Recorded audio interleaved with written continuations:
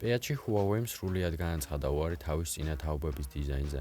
თუ კი წინამორბედი P-series smartphone-ებს შევხედავდით ნებისმიერ რაკურსით, ეგრევე მივხვდებოდით, რომ ჩვენ წინ Huawei smartphone-ია წარმოდგენილი. კომპანია ყოველთვის გამოირჩეოდა განსხვავებული დიზაინით, რომელიც არასოდეს გავდა სხვა მოწყობილობების დიზაინერულ ენას. ახალ პეაჩი კი ამასთან შესაძლოა ცოტა პრობლემები შეიქმნას. Huawei smartphone-ებისათვის დამახასიათებელი წინა პანელის ლოგო ახლა როგორც იქნა გამქრალია, თუმცა ჩანაცვლებულია ღილაკით. უბრალოდ კი ჩაღრმავებული სენსორული ზედაპირით, რომელიც ძალიან მოგვაგონებს Meizu smartphone-ებს. მასში ერთბაშად კომბინირებულია ნავიგაციის კონტროლი და თითის ანაბეჭდის სენსორი. ეს საბოლოო კი სხვათა შორის სუპერსტრაფია და თითის პატარა დაჭერასაც ცნობს, როგორც თავადვე ხედავთ.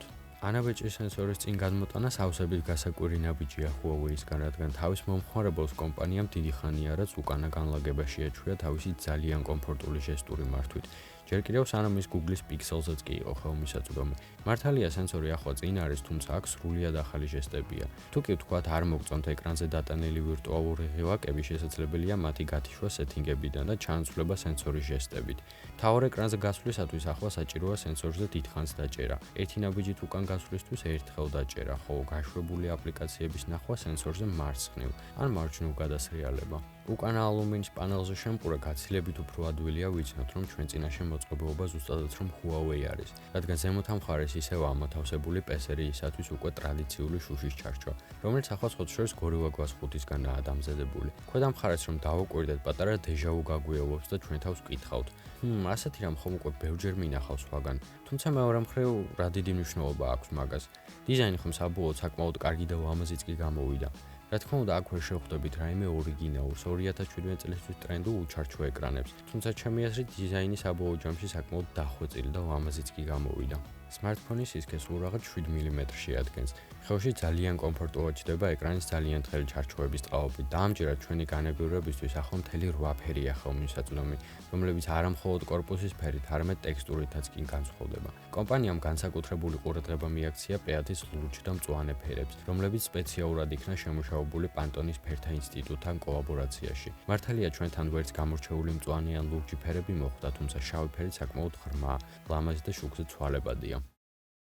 IPS Neo Full HD ეკრანი, რომლის ზომა 5.1 ინჩია პეატზე, 5.5 ინჩი კი პეატ პლუსზე, საკმაოდ კონტრასტულ და მკვეთრ გამოსახულებას გვაძლევს. სინათლე შესაბამისია ტექნიკურ მონაცემებს და 600 ნიტში ადგენს. მართალია ის AMOLED-ივით 1000 ნიტს იკაშკაშეს ვერ აღწევს, თუმცა 600-ით სავსებით საკმარისია მზის შუქზე ეკრანის ნორმალურად ხედვისათვის. ასევე ვერ დაიჯერებთ, მაგრამ smartphone-ს ყუთიდანვე აკვირია ეკრანის დამცავი. დიახ, არ მოგესმათ, პლასტიკური ეკრანის დამცავი ფლაგმანზე 2017 წელს. მოკლედ, მისი მოძრობა არ არის რეკომენდირებული, რადგან გაურკვეველი მიზეზების გამო smartphone შუშაზე საერთოდ არ გააჩნია ოლეოფობური მიკროშრე, რომელიც შუშას იცავს თითის ანაბეჭდებისგან და ადვილ გაწმენდას გვთავაზობს. ახალი Huawei-ის ფლაგმანი, რა თქმა უნდა, უახლეს Huawei-ის Kirin პროცესორს ნიშნავს. თუ კი კომპანიის საშუალო კლასის smartphone-ებში შეგვხვდება ხოლმე Qualcomm-ის ნაბრაბო პროცესორები, ფლაგმანს ყოველთვის უახლესი Kirin პროცესორი ეკუთვნის, ასეთია კომპანიის წესები. ამჯერად ეს 8 ბირთვიანი Kirin 960-ია i6 თანაპროცესორით და Mali G71 Emperor ვიდეო ამოჩქარებლით. მეხსიერება 432 პეატში, ხოლო პეათი პლუსში 464-ან 628 არის, თუმცა ჩვენთან მხოლოდ 4 გიგაბაიტი ოპერატიული და 64 გიგაბაიტი შიდა მეხსიერებიანი პეათი პლუსი გაიყიდება. ყველასათვის საყვარელი სინთეტიკური ტესტების მიხედვით, როგორც ყოველთვის Kirin-ის პროცესორი კონკურენტებთან იმავე დონეზეა. 6000-ზე მეტი QA Geekbench-ი ძალიან მაგარია, თუმცა AnTuTu-ში ციფრი ცოტათი ნაკლებია გაურკვეველი მიზეზების გამო და მხოლოდ 120,000-ში ადგენს. მართალია უკვე კარგად ვიცით, რომ მეტი ციფრი არასოდეს ნიშნავს უკეთესი. ყოველდღიურ გამოყენებაში smartphone-ი საკმაოდ სწრაფი იგრძნობა, თუმცა მაინც არ არის იმ დონეზე, როგორც სუფთა Android-ია. ჩემ პირადი Google Pixel-დან პეატზე გადასვლისას მივხვდი მხოლოდ თუ რა სწრაფი იყო ჩემი ტელეფონი. ეს დიდი შანსით კი დაკავშირებულია კომპანიის EMUI ინტერფეისთან, რომლის ანიმაციები საკმაოდნელია. თუმცა საშუალო დონის მომხმარებელს არანაირი პრობლემა არ უნდა შეექმნას პეათის ყოველდღიურ პერფორმანსთან. თამაშებს რაც შეეხება, smartphone-ი უპრობლემოდ გვაჩვენებს 30, ხანდახან კი სტატიკურ 60 FPS-მდეც დღევანდელ ჰიტებში, როგორიცაა მაგალითად უახლესი Transformers Forged to Fight. ან მაგალითად Gear Club, რომელიც სხვათა შორის გაურკვეველი მიზეზების გამო ყველგან ჭედავს ამ smartphone-ის გარდა. აქტიური გამოყენებისას smartphone-ი ძალიან ცხელდება, თუმცა თამაშების გარდა ეს ინტერფეისში არსად არ შეიმჩნევა. აღსანიშნავია ისიც, რომ დატვირთვისას პროცესორი საერთოდაც არ აკლებს სიჩქარეს. გაითხარეს. P1-ში წარმოდგენილია 3200, ხოლო P1 Plus-ში 3750 მAh-იანი ბატარეები. P1 საკმაოდ დიდი ბატარეის მიუხედავად ცოტათი პრობლემა შეექმნა ხანგრძლივობასთან. დილის 9 საათიდან დაახლოებით დღის 6 საათზე სმარტფონი უკვე დატენვას მთხოვდა. ის საკმაოდ სწრაფად ჯდებოდა, თუმცა მეორე მხრივ P1 Plus-ი საკმაოდ დიდ ხანს უძლებდა ჩემ დატვირთვებს და დატენვა მხოლოდ საღამოს მომთხოვა. უმცროსი P1-ის ცუდი ბატარეის ხანგრძლივობა დიდი ალბათობით დაკავშირებულია იმასთან, რომ აქვს სმარტფონების ტესტური ვერსიები. მაჩვენებლები დიდი ალბათობით შესაძლოა შეიცვალოს და გამოსწორდეს გაყიდვის სრულყოფილ ვერსიაში. ორივე სმარტფონი თავისუფლად მოგცემთ ეკრანის 4-5 საათ აქტიურ დროს. Android 7.0 ნუ გადაფარულია Huawei-ის განახლებული EMUI 5.1 ინტერფეისით, რომელიც არც თუ ისევ ამაზია ჩემი აზრით. საშუალო კლასის სმარტფონში და საშუალო დონის მომხმარებლისთვის ასეთი ინტერფეისი სრულად ნორმალურია, მაგრამ აი ფრაგმანურ სმარტფონში ვფიქრობ ასეთი სკემომორფისტული დიზაინერული ელემენტები ნამდვილად მიუღებელი და ყოველდღე არასერიოზულია.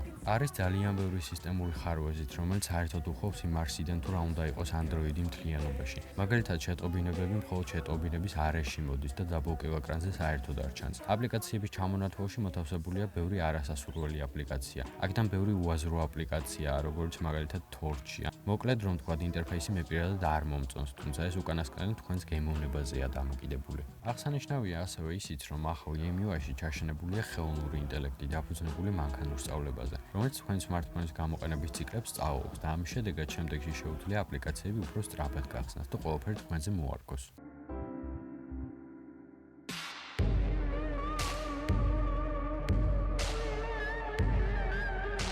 გერმანულ ლეიკასთან თანამშრომლობას Huawei არ წყვეტს. წინამორბედთან შედარებით კამერის სისტემა არ არის რადიკალურად შეცვლილი. მათთვის, ვინც არ იცის, აქ გამოყენებულია ორი კამერის მოდული, ფერადი და მონოქრომული. ციფრებს რაც შეეხება, P1-ის ფერადი კამერის მოდული 12 მეგაპიქსელიანია, მონოქრომული კი 20. დიაფრაგმა f2.2 შეადგენს, რაც კონკურენტების 1.7-თან ცოტათი უცნაურია, თუმცა ასეთი მაღალი დიაფრაგმა ზუსტადად P1 Plus აქვს. სურათები ავტოში ძალიან დეტალური და ნათელი გამოდის. დინამიური დიაპაზონი მართალია Google Pixel-ის დონეზე ვერ არის, თუმცა ის ერთ-ერთი საუკეთესოა სხვებს შორის. თეთრის ბალანსით საკმაოდ კარგია და ძალიან იშვიათად თუ არის საჭირო მისი გასწორება. ღამით გადაღებული ფოტოები ყოველთვის კაშკაშა და კარგი გამოდის, თითქმის პიქსელის დონეზე, რომელიც ღამის ფოტოგრაფიაში უდაოდ საუკეთესოა. ერთადერთი რითაც P1-ების კამერა გამოირჩევა სხვა დანარჩენებისგან არის სრულყოფილი და ფუნქციებით სავსე პროფესიონალური რეჟიმი. თუ კი გიტაცებთ ფოტოგრაფია და გაქვთ საკმარისი მოთმინება, ასევე შტატივების ფუფუნება შეგიძლიათ გამოიყენოთ დიდხნიანი დაყოვნება და პროფესიონალური ფოტოაპარატის დონეზე